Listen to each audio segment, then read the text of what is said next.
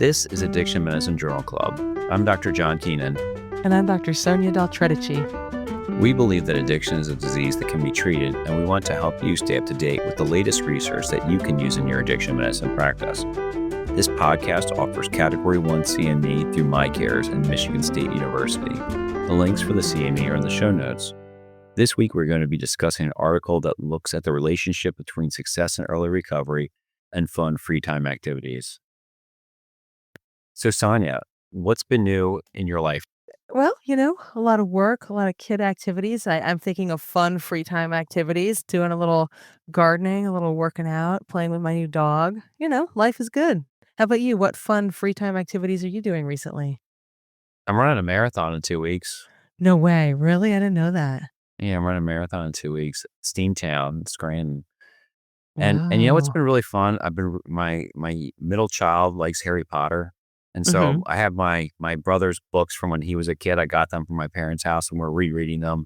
So every night we read it, like a chapter or two of Harry Potter, and it's kind of like super fun. Oh, that's so wholesome. Yeah. And newsflash, I'm going to be Harry Potter for Halloween with her. Are you guys both going to be Harry Potter or she's going to be someone else? She's going to be Hermione. Okay. All right. You got the little lightning bolt on the forehead? That's just going to be a marker. A Sharpie? Yeah, pretty much. Oh my gosh. Well, hey, I wanted to tell you about an interesting article I read in JAMA Network Open. You'll get a kick out of this. So it was a survey of patients, of American patients, about whether they thought their primary care doctor could treat addiction. So it was a national survey, and of the respondents, 61% of Americans, they were unaware that their primary care doctor could prescribe medication for opioid use disorder, and 13% believed incorrectly that it was illegal, like the doctor could not prescribe medication for opioid use disorder. So patients are thinking that their PCPs can't really do this work, and then if they think the PCPs can't do it, they won't even ask about it. But it was the next part of the survey that was really interesting, which was that 82% of the people who reported ever misusing opioids of some kind, they expressed comfort in going to their PCPs for treatment of opioid use disorder. And among those who hadn't ever misused opioids, 74% reported they would be comfortable referring a loved one to the PCP for these medications. So in general, people don't think their PCPs can do this, but if given the option, they say, "Yes, I would be comfortable seeing my PCP for this." And it made me think how, our as doctors, we're pretty susceptible to what our patients want. If your patients start asking for stuff, you start looking into how to do it. Think about the GLP-1 receptor agonists. I've had to learn a whole lot about semaglutide in the last year because my patients just really, really want it and keep asking for it. And I feel like if the patients asked for buprenorphine, more PCPs would learn about it so they could offer the service that their patients want. What do you think? Yeah, I think that it's interesting. I think that people often surprise what we do as PCPs. Someone always said that my predecessor as a department chair used to call us the pluripotent stem cells of Hmm. medicine. That kind of like, and I see that like time and time again with COVID pandemic, kind of evolving. We lose kind of specialties in our area, and like primary care always has to kind of pick up and like kind of fill in the role of the lost specialist. And I think that certainly there's a role for us to fill this in, especially where this is one of those diseases where linkage to care really matters. So certainly adding more change to the care link really makes it difficult for patients. And I hear this all the time. Like people like come to me and they want me to manage like everything. And like sometimes I'm like I cannot manage this. I'm like no no no please Dr. Keenan, I want you to kind of like manage my rituximab infusion. I'm like no I can't. I'm like I'm like I love you but I can't. So I think Yeah. people would, and because that's what we are, like family medicine docs, internists that are primary care docs, even other internists probably too. They're people, right? Like we like to talk to people, we get along with people. Like our specialty is relationships, so I could see where people would feel most comfortable receiving care from someone that they have that relationship with. Yeah. So there's hope. I guess if you're a patient listening to this and you ever know someone who needs treatment for opioid use disorder, tell them to ask their PCP. And if they don't do it, get a new PCP. Just put pressure on them. be persistent and they'll be forced to figure it out for you. So, John, anything in addiction medicine news you want to share this week? I read this interesting article from the BBC. And so, my last name's Keenan. I'm from an Irish Catholic family, certainly second generation from Ireland. And so, drinking is kind of very cultural in Ireland. And certainly I've seen that kind of in my family. And the article's entitled "Why Are People in Ireland Drinking Less Alcohol?" And, I'm not sure how young your patients go, probably 18. But I've noticed when ask people about alcohol use for kind of years, like I have more and more college kids, 18-year-olds, 17-year-olds that say they don't drink or they haven't drank. And I'll be honest with you, I've really kind of thought they were just not feeling comfortable telling me that. But I do think that kind of this reflects a new trend, and this article talks about that basically in Ireland, considering a place that's kind of alcohol is very cultural, or at least kind of that's the portrayal that the country gets. There's been a 31% increase in alcohol consumption since 2001. So that's a very large reduction in alcohol use. And they talk about the fact that like not even has kind of the total volume decreased, but habits have decreased. So frequency and volume when people do drink. They talk about a shift of drinking to kind of lighter drinks. So they talk about a larger percentage switching to beer, wine, and even to lower alcohol percentage, beer being kind of a new leader. And then they talk about this rise of kind of the non-alcoholic beers, which have increased, by 18% just per year almost, with almost a doubling in 4 years. And I thought it was interesting in terms of the entire like spirits market right now. Non-alcoholic beer currently accounts for 2%. That's kind of surprising to me. Does that That it's surprise so you? that it's so low or so high? I feel like that's something that I never even heard of years ago, and now I do see more of these, like, on the menus at restaurants, and, some of them I've tried a couple of them. Some of them taste pretty passable at this point. Yeah, they're great, and there's also you can get non-alcoholic alcohol, like non-alcoholic spirits, so, like, replacements for tequila, vodka, gin, if you wanna make mixed drinks that are also non-alcoholic. So the market, I think, has exploded. So why are people drinking so much less? What did the article say? It's basically driven by younger generation. So, like, they're talking about kind of like I always forget what age, which one Z, Y, and whatnot. But basically, kind of the younger demographic, like 18 to 30, where they're more health conscious. They care more about their bodies. They exercise more. They monitor what they put in. They like their avocado toast. But also, they're not. They don't feel like kind of drinking is kind of something that kind of gives as much enjoyment because of that. So, like, it's really driven by, like, a younger shift there. So and not only that, when they are drinking, they're choosing kind of non-alcoholic beverages or these kind of very low percentage alcohol beverages. So kind of it's been a shift in thinking. So I don't know. I think that's kind of interesting and optimistic. Yeah, I think it's great news. We had talked about some data a few episodes ago about the, use of marijuana starting to overtake use of alcohol as well. I have no idea what it's like in Ireland, but that's been another thing here in the US that I've heard from young people is that a lot of marijuana use instead of alcohol use. So, Yeah. I don't know if I'd love to see the data on that. I can't imagine they're replacing it one to one. Like I said, yeah. especially when the primary driver is health here. It's also interesting, like, they talk about health is kind of a big driver, but also they talk about like increasing kind of work-life balance and that like, when they're at work, they want to be kind of more functional, but they also want to kind of enjoy their free time, kind of healthier free time activities. So I think it's interesting, and certainly I feel like I do see this with, like, my younger groups. Like, my 21-year-old do not feel like the 21-year-olds that I was 21 with when I talk Mhm. with them about, like, what their college experience is like, and I think that's really a cool thing. That's awesome. Well, great work, young people. So, are you ready to hear about this article? Yeah, it sounds fun. All right. So, this is an article titled A Brief Measure of Non Drug Reinforcement Association with Treatment Outcomes During Initial Substance Use Recovery. It was published in the journal called Drug and Alcohol Dependence.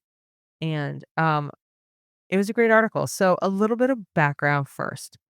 We all know that. We all know that relapse after substance use disorder treatment is common, no matter what the substance and what the type of treatment is. We also know that alcohol and other drugs produce effects that are rewarding to the individual taking them. That's the point of taking them.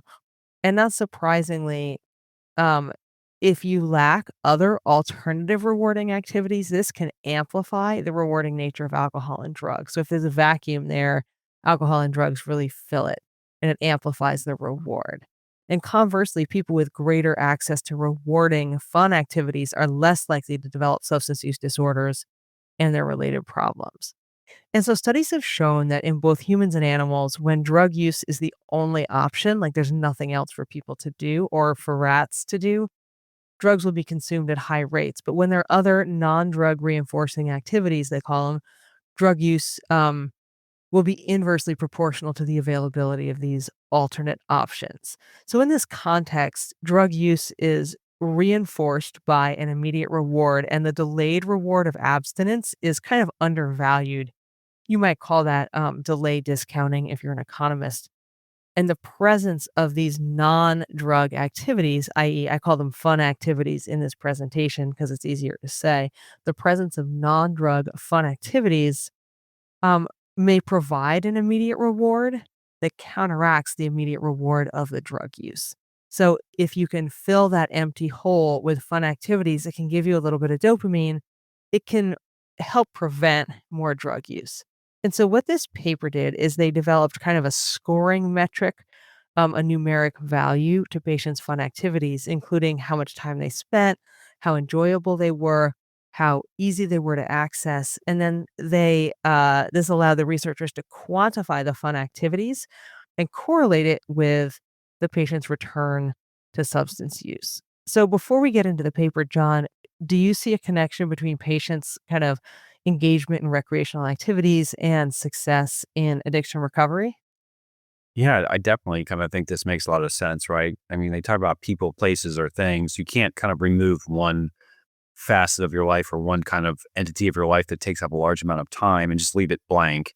I do think that my patients that kind of anecdotally have been the most successful, they've kind of filled that with other things that give them joy, knowing that, it's no longer going to be alcohol, it's no longer going to be drugs, it's going to be some other activity. And so I often find it's kind of interesting hearing what they're up to. And it's often how I start actually my encounters. I ask them kind of what's fun been going on since the last time I saw them and kind of hear what they have to say.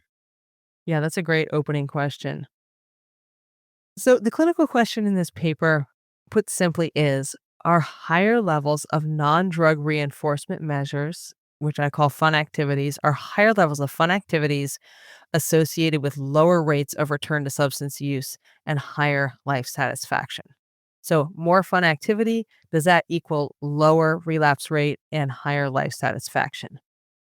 The population in this study was patients who had completed a substance use disorder treatment program in 2022 and completed a post discharge assessment 1 month after completion of their program. So they looked at patients coming from 87 unique treatment programs in the US, including all different kinds. So residential programs, um, intensive outpatient programs, medically managed withdrawal, which we sometimes call detox, or sort of short term inpatient programs.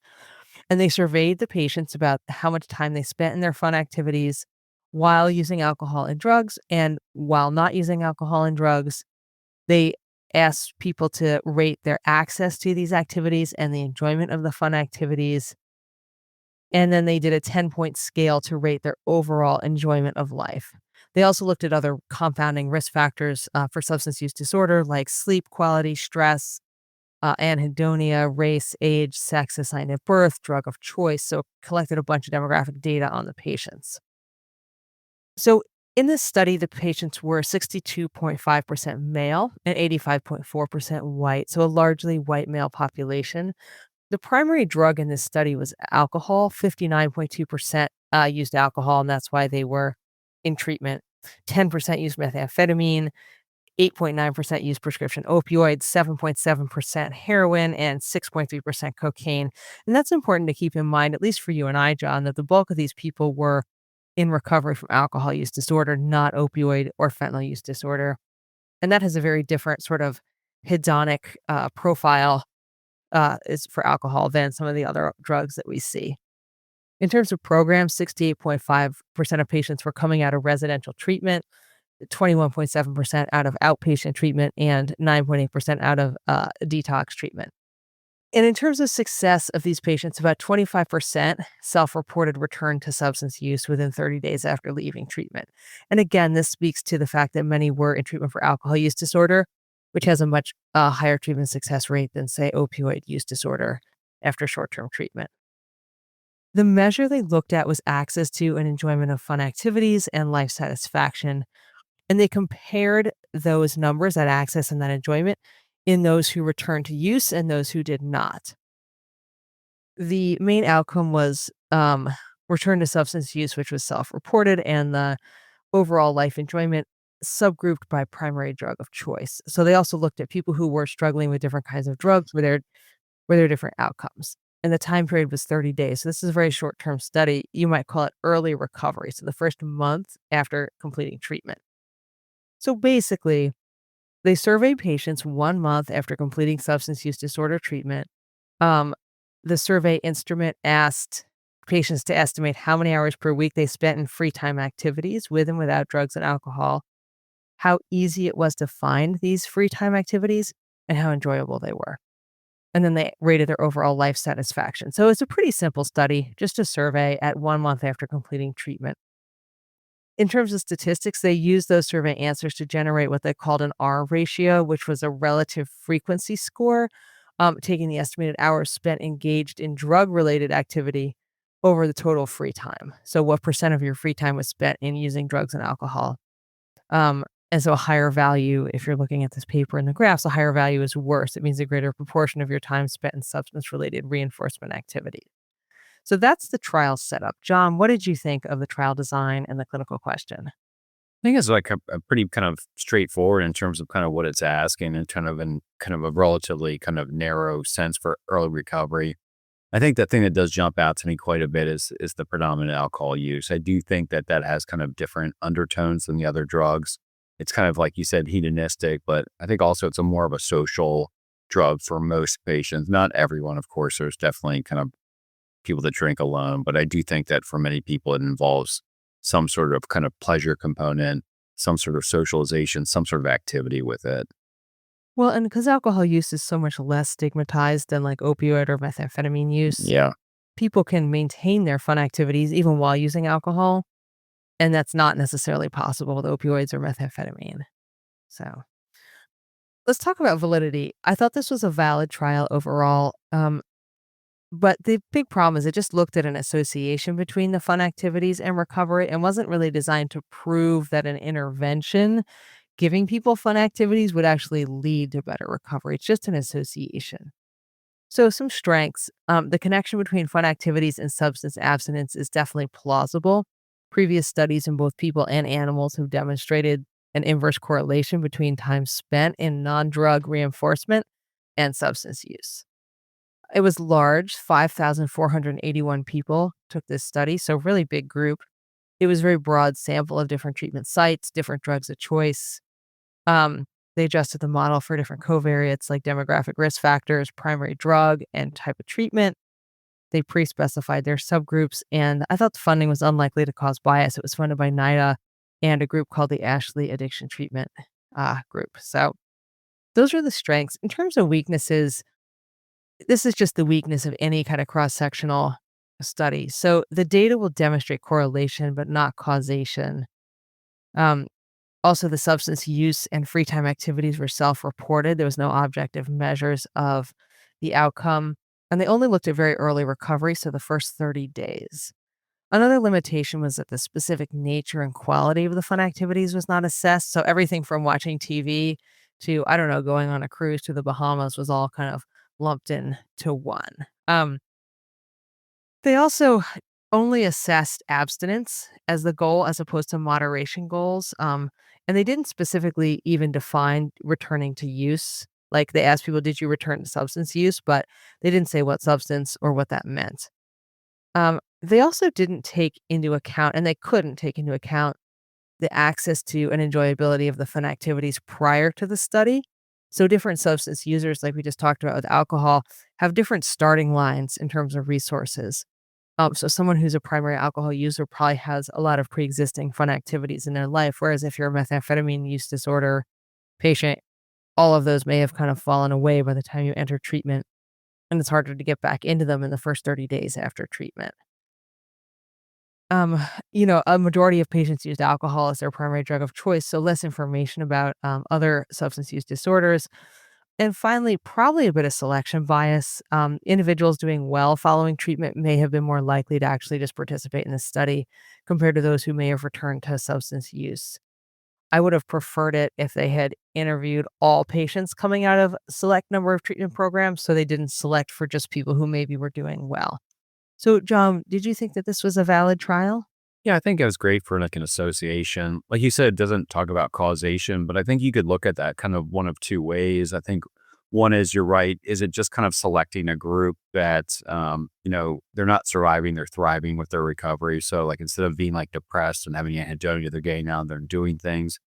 I think also you can kind of then also maybe kind of reverse engineer this that if you see people in early recovery that are not doing these things, maybe that's a sign just to kind of keep an eye on them and that, they're struggling more, right? That maybe it is an association that they're not kind of integrating well. And that's like almost like a canary in the coal mine that you need to kind of intensify or help them navigate the early recovery. Right, predictive, like a risk factor.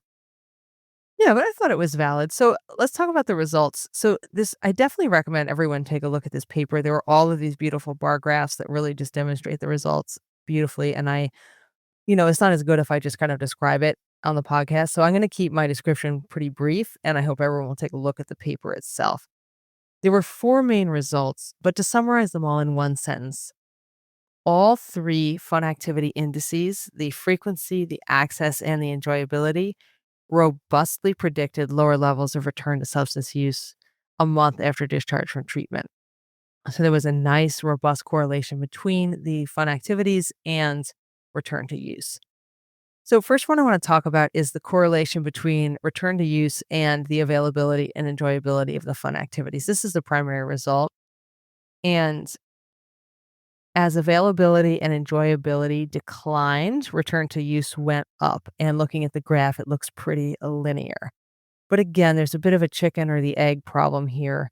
Is the lack of fun activities causing people to return to substance use, or is return to use causing lack of fun activities? It's harder to do recreational activities if you're using drugs or alcohol. Um, and also, if you've returned to use, you might find that the fun activities are less enjoyable and harder to get. You can't say that the fun activities themselves were protective, but they may have been a good signal that someone had more recovery capital and was less likely to return to substance use.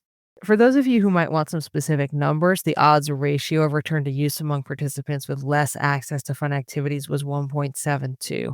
So, pretty good odds ratio. And the association was attenuated but remained significant with an adjusted odds ratio of 1.32 when they controlled for the various demographic covariates and risk factors for substance use. They also looked at a subgroup of people who didn't have as much access to the fun activities, and they still saw an association between enjoyability and return to use. So even if you didn't have a lot of fun activities in your life, if you found the ones you did have enjoyable, that was also appeared to be a protective factor.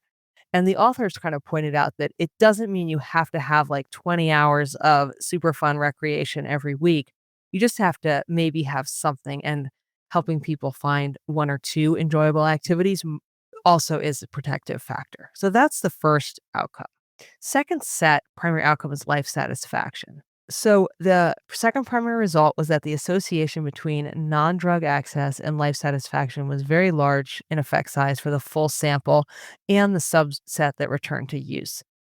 This indicates lower life satisfaction among people who had less access to fun activities. This association remains statistically significant when adjusting for all the covariates, and it was present in the entire sample in the subset of patients who returned to use.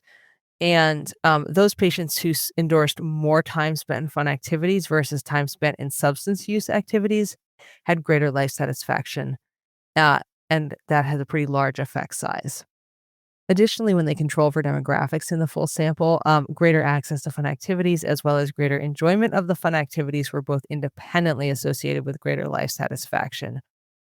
And they were observed in the whole sample, and again, just the subset who returned to use. So basically, more fun activities was very strongly correlated with greater life satisfaction. All right, result 3, is time spent in substance use related activities, and I put this in the category of, like, yes, I would have guessed this. Basically, it showed that people who returned to use spent a higher proportion of their time in drug-related activities than people who did not return to use. So that's not too surprising. And there was significant differences based on what drug was your primary drug of choice. So lowest percentage of time spent in substance-related activities was in alcohol users. Alcohol is easy to get. It doesn't take a lot of time. You don't have to spend a lot of money to get it. It's easy to use. You can use it at home. And they compare to all the other people to alcohol users. So the highest percent of time spent in drug-related activities was diazepine, methamphetamine, heroin, and opioid users in that order. Finally, result 4, access to and enjoyability of the fun activities divided by drug of choice and the status of return to use. So there was significant interaction between non-drug use and fun activity availability. The bottom line, people who returned to use had less access to fun activities and found them less enjoyable. Heroin and prescription opioids and then methamphetamine had highest return to use status, of course. Those are the drugs that are hardest to stop using. And people who reported their drug of choice was heroin or methamphetamine, they had lower non-drug activity availability and lower enjoyability compared to alcohol. I wonder if it's just due to changes in the reward processing seen in people who've used opioids and methamphetamine with more anhedonia in early recovery for this group of people. So those are the results. So again, bottom line, enjoyability and access to fun activities predicted uh, remaining substance free at 30 days. So, John, what do you think of the results? Are you surprised? No, not at all, right? I mean, this is like one of those things that kind of reinforces like my kind of like clinical bias, right? I feel like people that kind of interact more, that they're happier, they're doing more things, getting out there doing things. It just seems like that is leading to more meaningful recovery, probably because maybe it's not the activities, but maybe it's just a surrogate marker of how well they're doing. But certainly, I think it's something that, I've always kind of like unintentionally asked as a conversation starter. I probably will maybe start to maybe not in the medical record, but maybe in some personal notes, my sticky notes about the fun activities they're doing to follow up on. Right. Well, right. I mean, I think it's just another aspect of recovery capital. We talk about housing and employment, family relationships, financial stability, all pieces of recovery capital that can lead to success. But these fun activities might be more of a marker than I previously thought of success in recovery. And they're not maybe the direct cause of success, but a marker that someone is going to be successful. In terms of will I use this data in patient care, I had already started to think about ways to support this aspect of recovery for my patients prior to reading this article, but it really reinforced and strengthened these initiatives that I'm doing. And I've been more explicit about my coaching and counseling about fun activities. So for the last few months, I've been choosing what is a fun activity every month and discussing with patients, do they do it? What were resources that they could use? Do they enjoy it? What do other patients like? And so just some little things, nothing too dramatic, but we had recovery book club where I talked to everybody about books they could read. Um, I've been encouraging art and creativity this month because it's recovery month. And there's a big online art exhibition that SAMHSA put up. So I've been bringing people to the website and we look at it and talk about it. I organized some special sessions at a local gym for people in recovery, thinking about fitness and just something fun. Like they don't even have to talk about recovery or drug use. It's just to do something fun and physical. And I feel like even if these extra activities aren't going to make or break someone's recovery, at least they are fun. And my patients don't always get to do a lot of things that are fun. They don't have a lot of money or resources. In early recovery, they might not have a lot of social contacts or friends or anything, a job or even a home. And so having someone just do something that's nice and enjoyable is a real bonus for them. Um, and so I found this article actually very meaningful in a way I didn't. even though I expected the results, I found it pretty meaningful, and I'm really glad I read it. Yeah, it's interesting. I feel like I'm not sure how you approach kind of like your patients they come into treatment. I feel like kind of like initial, it's like stabilization of kind of like withdrawal, followed by like, promoting kind of decreasing harmful effects of substance use, treating medical comorbidities. And I feel like after like a couple of months, I feel like I mean, I feel like I run out of stuff to talk with patients that I'm seeing very frequently, and I feel Right. bad. And I actually feel like guilty for the visit where I come in like everything's great, and I'm like, okay, I'm like, how's your medicine? Like Dr. Keenan, I told you it's fine. Like I'm good. Can I go? And I'm like, well, this isn't a very beneficial visit for this patient. So I think that like integrating stuff like this into like the next phase of kind of like wellness, and maybe even earlier based upon this kind of study.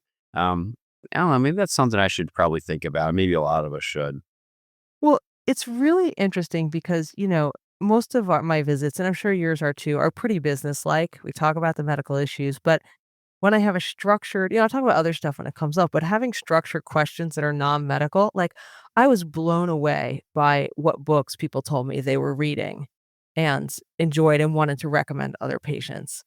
And I was equally blown away by everybody. One of my months was about, like, fun activities to do in the summer, so I asked everyone what was their favorite summer thing to do. People were doing amazing, cool things, and it was just great 'cause I asked everybody, no matter who they were, without any assumption as to what it would be, and it was just super educational to hear what people were doing in the area, and I got a bunch of references for myself, places to go, things to do over the summer. Um, so I feel like it just taught me a lot about the patients, and people really liked sharing. So it was a fun exercise. I recommend it. Well, thanks for sharing that, Sonya. Thanks for listening. Thank you for listening to the Addiction Medicine Journal Club. The best part of any journal club is the conversation, and we want to hear what you have to say. To have your opinions about the articles included in future episodes, send us your comments on social media, email, or join our Facebook group. The links are in the show notes. Original theme music was composed and performed by Benjamin Kennedy. Audio editing by Michael Bonanno. CME support with My Cares, produced by Dr. Patrick Beeman and Ars Longa Media. The Addiction Medicine Journal Club is intended for educational purposes only and should not be considered medical advice. The views expressed here are our own and do not necessarily reflect those of our employers or the authors of the articles we review. All patient information has been modified to protect their identities. Thank you for being part of the conversation and have a great day.